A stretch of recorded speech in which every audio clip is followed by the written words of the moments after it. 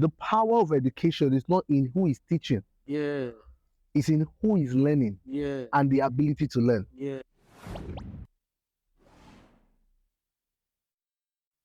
Welcome to ClosesellerTV, and today we have a very distinctive guest to the building already, and they are excited and filled with enough to make it impactful for you guys. So, ladies and gentlemen, I'm introducing you guys to my mentor and my coach. They are here in the building. They've been a well inspiring proposals, and they've actually helped fit me in the field where I am standing right now, if I should say so, if you permit me to say so. And today, ladies and gentlemen, they have a lot to tell you about. So sit back and relax. So welcome to ClosesellerTV, sir. Welcome to Closeseller.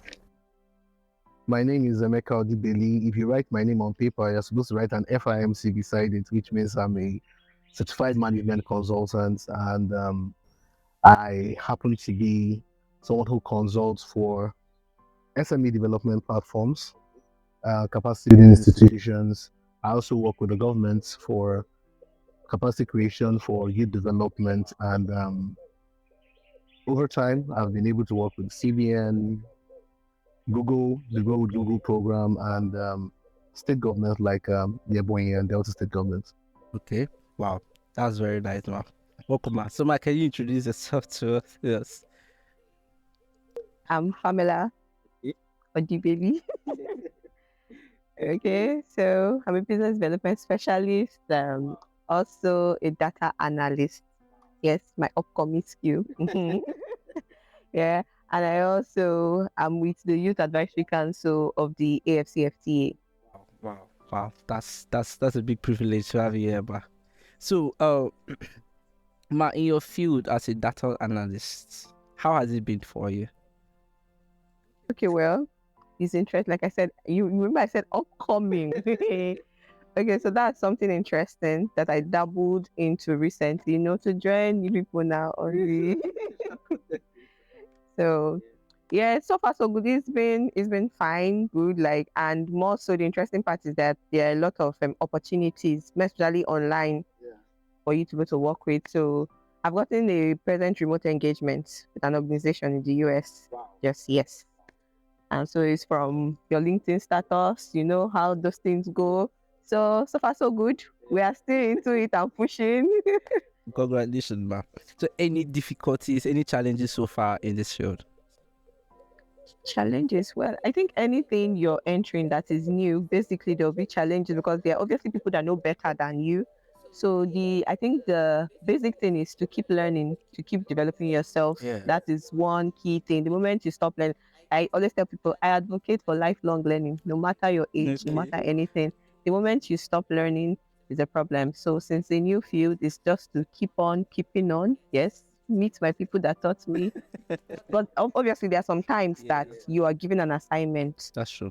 and you really do not understand because you're still new in the field. So we'll go and meet people that's our organs. You know, now that kind of thing.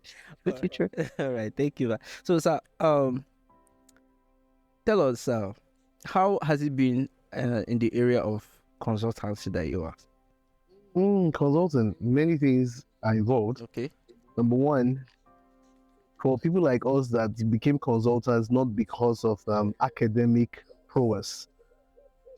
At the beginning, it was more like, who is this? Where are you coming from? What do you know? Yeah. But at the point, we found ourselves lecturing lecturers, lecturing professors and PhD holders in class. And the next phase of argument was, how old is he? Who is this young man to come and talk to me in this class? At the point, we now left our beards, so that at least we don't look as young as Yeah. they said we were. Yeah. Then suddenly we noticed professors coming to ask, please, can I get your textbook? Because what you are teaching, I don't know it. Mm. Do you understand? So it began to build. It was a product of experience and time.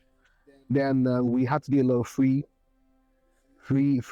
work, free freelance assignments, double, make errors, Yeah, exactly. gain strengths, and at Exactly. the end of the day, one of the things I noticed that was the standout point Yeah. as a consultant was beginning to create projects, beginning to push to launch ideas, no matter how fickle they were. Okay. And at the end of the day, those began to give us portfolios. And with the portfolios, beside the influence started growing. Yeah. I actually got my engagement with the Go with Google program when a friend of mine saw a video of me talking to about 5,000 people in the Ebonyi State. Wow. And it was like, wow, you have this kind of crowd and they listen to you. I think this program will be good for you. Why don't you try and go through the T4T? And lo and behold, at the end of the day, it added to what I knew and it just kept adding. And looking for platforms to be able to deliver was another thing. And currently, we are privileged to be able to work with state governments where we can say this project was created in this state and we're involved. Wow. We're the brains behind it. We scripted the concept and everything. So we just been from one stage to the other, but it was not an overnight thing. Oh, wow. So how long have you been doing this, sir? If I should ask. Okay, if I should say actively, Yes. I would say since 2010. Wow. So between 2010 and now is a Alright. total of 13 years. Yeah. Wow. It's been a long time. So have you had any major challenges when you have to talk to people and they don't buy into whatever you are trying to tell them? Many times. Okay. So how was the Many experience? times. And And one of the things I've learned to do is to be able to marry my content to my audience, not based on me. okay. Because you find out that no matter how good your idea is, Yeah, different people's perceptions are different. that's true. You understand? What you sell to somebody in Asaba is not what you sell to someone in Abakaliki. It's not what you sell to someone in Owerri. Because what their expectations are different. And at the end of the day, if you finish selling it well here, it's no guarantee that you're going to make it in Lagos. That's true. So what you do is what I've learned to do over time is to be able to ensure that what I have, it becomes useful to the people that are hearing it. So if I may be saying the same thing, but all I'll be doing is that my examples will be different. My examples will become more relatable to you in your local standee. Then I'll also be arranging the content to suit you Mhm.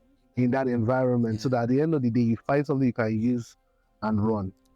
But above all, I've been in scenarios where when I'm done talking, they're like, hey, you're not talking here, I get out of here. So we all play out. Wow. So I have a question for you, Ma. Okay. How's the journey so far? Getting to teach people, mentor people, talk to them, and what is the result so far? You think anything you can share with us? So I think one of the exciting things about it is the fact that you get to work with like minds. So meeting people, training people, whether in business or we're talking of educational sector or now the AFCFTA where we are in is still the business, is still Africa. The interesting part is in my line of work, like I've been able to meet people from different parts of the continent, not just Nigeria. So it's interesting. You have to deal with different cultures. You have to see some ideas from different lights. There might be some things that you're doing in Nigeria and it's like, it's not really what. The moment you sell this thing to maybe someone in Tanzania, or if they carry it and run with it, like you'll be wondering, is it the same thing? So you get to see people that can help push your ideas, build. Then for people that we mentor so far in businesses, it's interesting that there are a lot of people I work with that I can just get up and call now and I have easy access to them just because maybe I trained them in one business class or one thing. So it opens you up to a lot of people, to opportunities, and then you are excited to see businesses grow. You know, do you understand? There's somebody you just, of course, we're excited to see your team. Exactly. So you're an example. So you're excited when you see people like, oh, we are doing this now. And you know, somehow, somewhere you had an influence in this and you're able to say, yes, this was my product. You know, these people, when they talk, if you claim you do something and you don't have people to reference to that, I actually did see the product here, then you actually have not done anything. So meeting these people basically gives us this opportunity. I'm one of the products. So I have a question now. Do you have a platform where people can engage into this? Currently, I just created the Start Rights, because the name of my consultancy firm is Start Right Development Services Limited. And, we just created the Start Rights Institute for Learning, or Academy for Innovation and Learning. So it's called SAIL. The plan is to be able to see to it that there is a continuous information center. So when it comes to things like business, from innovation to idea development, business plan writing, business canvas development, market creation, profit engagement, sales, digital skills, digital marketing, um, just the things around that SME capacity building field. We're running all the courses out. We're reading them out one at a time. Website. We have a website. Our website is startrightglobal.com. And on the website, you are able to get an access point to us. The first access point you can always get to us, which I believe is general for many consultants, is to be able to make a phone in. And when you get a phone in, there's always an opportunity to schedule a session. You have 30-minute session, 40-minute session, 1-hour session based on you and your power. Do you understand? So with those sessions, it's easier to be able to give yourself a tangent for growth, a tangent for movement, and a platform to be able to know this is what next or this is what I need to do. Because it's never good to treat an ailment without knowing the cause.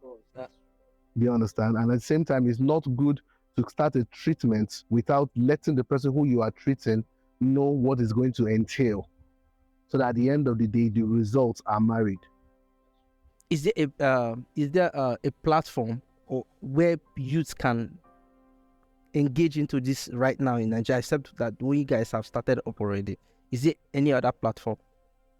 I think one of the biggest platforms available to anybody online is social media. The question is, what are people going online to do? Do you understand? I'll give you an instance. Yesterday, I was on YouTube. And no, 2 days ago, I was on YouTube. And I was trying to search for a content. And I noticed that John Obidi was online. John Obidi is a resource person. And he's constantly dishing out new knowledge, new normal information. So if you know that you search for things that will improve you, things that will better you, things that will engage you, things that will add to your skill set, things that will even teach you how to do what you do better, all you need to do is begin to search for them consciously. Do you understand? If you search for them consciously online, the internet is very friendly. How? It will begin to bring to you the things that reflect your search. So basically, this is an information age. So we practically have information flying everywhere, every second of the day. You are not seeing what you want because you're not looking for it. That's just the basic truth. There is nobody that would say, I cannot have access, or nobody's directing me, or nobody is doing. That means you don't even want to direct your own life. And it's free. That's just the truth. You just came to watch movie on earth. That's just it. You at this point, if you actually want to be bad, you just want to be bad. If you want to be good, you want to. That's the same way. The way if you want to make money, you want to make. If you don't want to make money, just be there. They play like they say. Exactly. So everything is free. Thank God for the internet. Everything is free. It's free. Your digital footprint. If you don't put something interesting on the internet, it will not give you anything interesting. Whatever it is that you feed, if you type one keyword, immediately you start seeing adverts on that particular thing related. Definitely. It's the same thing that if you know what you're going to type, if you type you will say It's as simple as that. And the one other thing we need to understand is that the world we live in today, content is constantly there, is looking at you, is waiting for you to engage. Exactly. Do you understand? And because it's waiting for you to engage, you need to ask yourself, what do you really want? There are full schools that will teach you A to Z of whatever you want to learn, from web design to video editing to you learn mixology online. Yeah. Fully on YouTube. It's just there. The only thing there is your data. I went to Abakaliki from Umuahia, and a lady was on Nollywood YouTube from Umuahia to Abakaliki, 3 hours journey. Steady.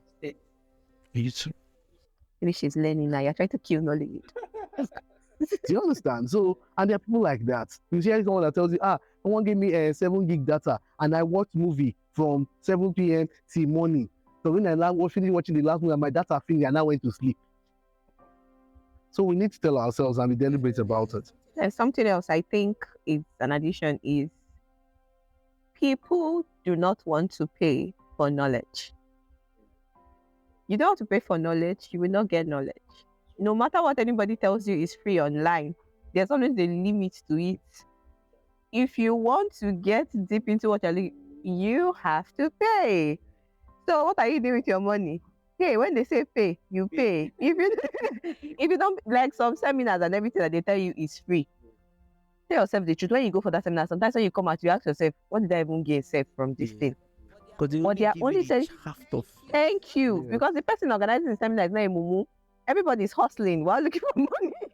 So they only give you the top. Yes. Peripheral knowledge. If you really want to go deep into it, You need pay. to pay. You have to pay. Whatever means you're going to pay, whether it's by your sacrifice of your own sweat of working for the person or something, there has to be a payment. So they should be ready for that, because I think a lot of youths, we love free things. Free beef. Free beef is not helping anybody. Somebody wait for government, somebody be crying government, and I'm like, are you serious?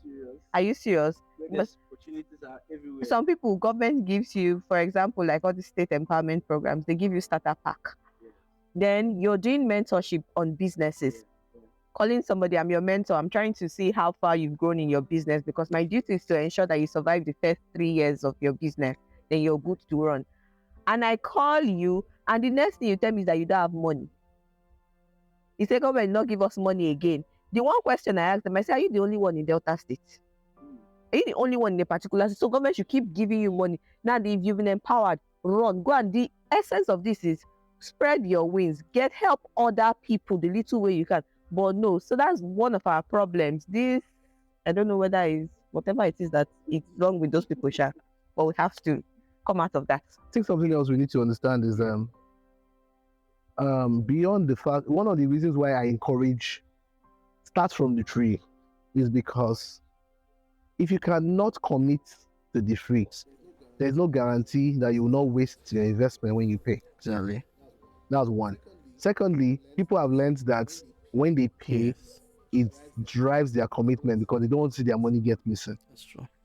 Do you understand? So many other times, people that are willing to give knowledge and not hoard Yeah. will tell you, okay, make you pay a price. Let me know how much price you're willing to pay. Sometimes you see a price like 500K online to learn this.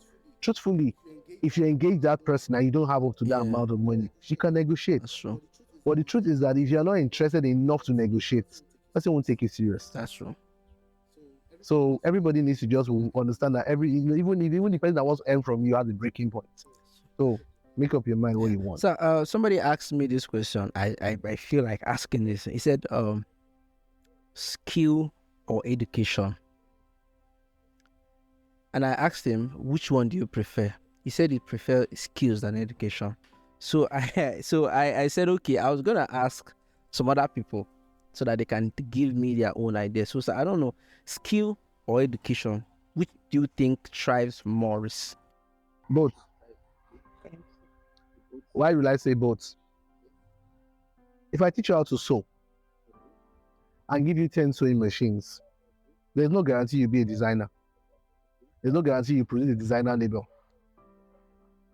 You understand? If I take you to an entrepreneurship class and I teach you all the rudiments of management and leadership and entrepreneurship and profit making, and there's no skill to engage, the knowledge will waste. So education is good, but requires skill to engage. Skill is good, but requires education to boost. Okay. So education is some of my food. So that's why I'm entering into this. I think one of our basic problems is because I don't know if it's a Nigerian thing or it's an African thing or it's a whatever thing. It's a thing. It's because we think education is classroom. It's not. That is why you would have to sit down and be thinking you want to separate education and skill. It's an issue. How can you think education is classroom? Education is not classroom. Whether you go to a skill center to learn, you're being educated. That's something people should realize. There is nothing you cannot do without. There is nothing you can do without education. Education is not sitting down and doing 1 + 1 = 2. No. Going to a mechanic workshop to learn, the period while you are there, you are being educated, whether you like it or not. It is learning. Education is learning. So why you have to bring up the issue of separating skill from I think it's breaking it down into the fact that there's formal education and informal education.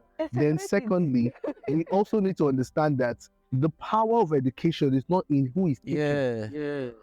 It's in who is learning and the ability to learn. Some years back, someone met me and said that the only reason why I employ graduates is not because they know it better than the guys in the street. Said the only reason why I employ graduates is because they have been conditioned to a habit of learning over time. So the only reason why I can employ them is because they have learned and cultivated the habits of learning, which means they have the ability to learn.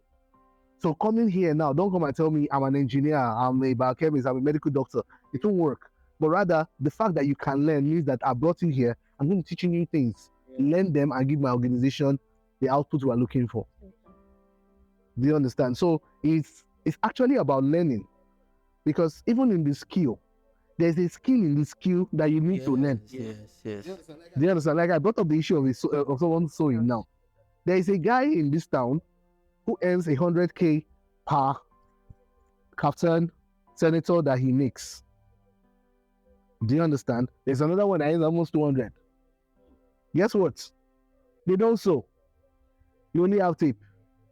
And they know the guys that have the money. They go to meet them, they measure them, show them styles, they agree.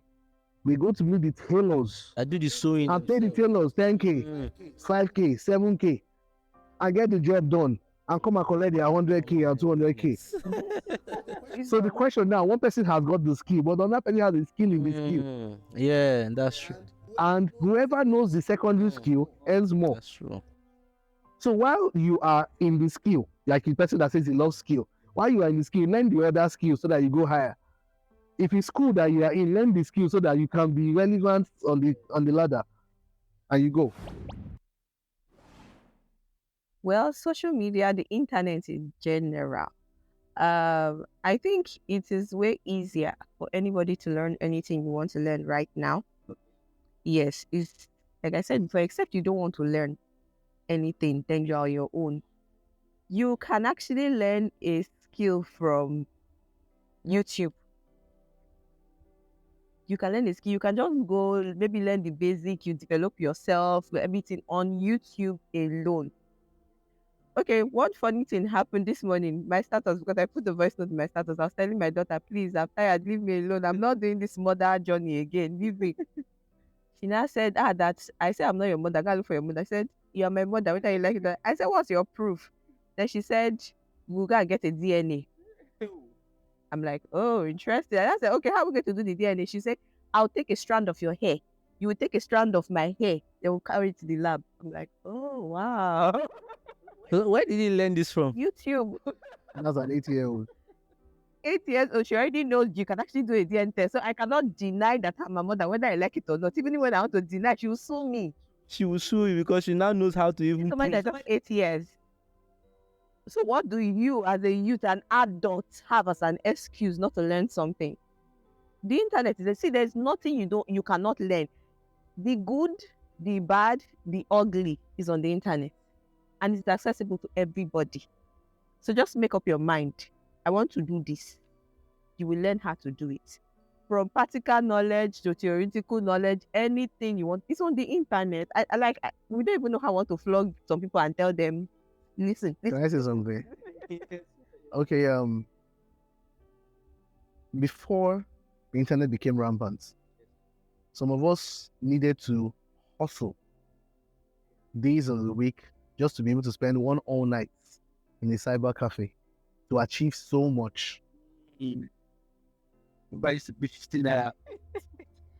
We will now pay for all night tickets, 600 naira, 500 naira, and we'll be there all night. And when the thing is ending, it will look like our life is about to be taken away from us. Do you understand? Yes. So the question is, I don't have a device is not an excuse. Because we didn't have devices. Yes. The person who doesn't have a device is leaving his house this afternoon to go and watch Man U versus Man City FA Cup final, so that he does not hear the result. He will tell you how the match went, who made the goal and who scored. which means he doesn't have an excuse. Mm. If that match is important, so is YouTube important. So is the online free Educational class platform, or yeah. paid class important. The only thing is priorities. We keep talking about porn addiction, Yeah. and it's going down to lower classes. And the question is, porn addiction, even with people that don't have devices, how? They don't give How? an excuse for that. So when you Mm. want to make it in life, guy, make it in life and give yourself a reason to make it in life. Stop giving excuses. That's true. That's true. I don't have data is not an excuse. I don't have a phone is not an excuse. Nobody came to teach me not an excuse because the one you know who taught you. So we just need to make up our minds. When I was a child, we would sleep in the afternoon, so I would be awake at night to watch Indian movie. Watching that movie from 10 to 1 because it was only 3 hours. Yeah, yeah. So if we could make such sacrifices as children, there's no excuse today. Then, as it relates to, like she mentioned, my daughter now, when you have such kids around you and you have the devices and the internet available to them, structure what they pick, determine what they do. For example, as a parent, have YouTube Kids on your phone so that you can create age restrictions. Even when you don't have YouTube Kids, create age restrictions to be able to determine the content they have access to. And put your ear. See, my daughter does not listen, does not watch anything on YouTube that is on silent. Why? Because it's good to hear. When you hear anything you're not comfortable with, go and truncate it, unsubscribe and block it. Because whatever you do and you open them up to, becomes who they become. That's true. So everything is deliberate, everything is structured, and nothing is by accident. Yeah. And sometimes some parents, although this is unrelated to our gist again, but some parents forget that whatever you browse on your system and you use the same internet in your house, you use the same device one way or the other, and you leave that same device for your child, it's going to pop up. Whether you delete, whether you use the incognito mode, whatever it is, your digital footprint is there, is going to come up. When we say you as a parent or whatever, as the elderly person, you have to take it as a first consciousness. What are you watching? Because you will not know, you'll be surprised when this thing comes up in your kid's device and you're like, oh, how did you get there? No, my sister, ask yourself, who took it there? Yeah. So these are things that parents need to be careful. Before you start shouting at the children, look at yourself first. Then before you're careful about the internet. All right. So one more last question before we call it a day. Should parents have access to their children's social media accounts? Oh, well, depends on the children. First, depends on age. Exactly. It depends on age. There's a period where you give them benefit of doubts, not particularly total freedom. Do you understand? Then, as your children learn, try and learn. Because the speed of the next generation's learning is ahead of our speed. So when you begin to work with codes, you need to be in the code so that you know when they are safe and when they are not safe before you see signs and wonders. Do you understand? So it's based on age, it's based on access, it's based on importance. I'll give you an instance. My daughter is 8, but she has computer-based assignments every weekend that she must do on my laptop. So if I'm trying to over control, I won't give her room to be educated. But at the same time, I have oversight on whatever she's going to do or however she's going to do it. At her age now, she doesn't have any business having her own private social media account. She doesn't have any business with that. So because she's not a content creator that is becoming an influencer to begin to earn money with what she does, there's no need to giving her that access. Even if she's a content creator, even if she's a content, what I'm saying, if she's a content creator, I can create the account for her and manage it for her. Exactly. You understand? But at the moment now, she's not even that. So there's no access to that. Then she doesn't have any business with a SIM card at this age. Because who is she calling? Who is calling her? Yeah, but you understand? She doesn't have any access to a SIM card. It reduces predators. So we then all her games are offline, so that she doesn't go and find herself playing one online game and now connects to one person that she's not supposed to be connected to, because we need to be sure of the foundation they have before we let them leave. It's the foundation that will protect them. When the foundation is not set well, when you need to protect, you have left a wolf out there. So it's what it is. Then also for older kids, more like teenagers, young, whatever, older adults, the older children. I think another mistake we make is being overprotective. The moment you're on their faces, like, why do you have a social media account? What are you doing? Forget about it. You see this new generation, they are good. They will so hide under your nose and you cannot do anything. I have experience for some of our family friends that come to our house. These people, they don't have devices. They are done with secondary school.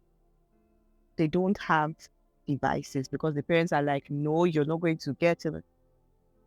You'll not believe that this person came to our house, got access to a phone, and had numbers of all her friends stored in her brains.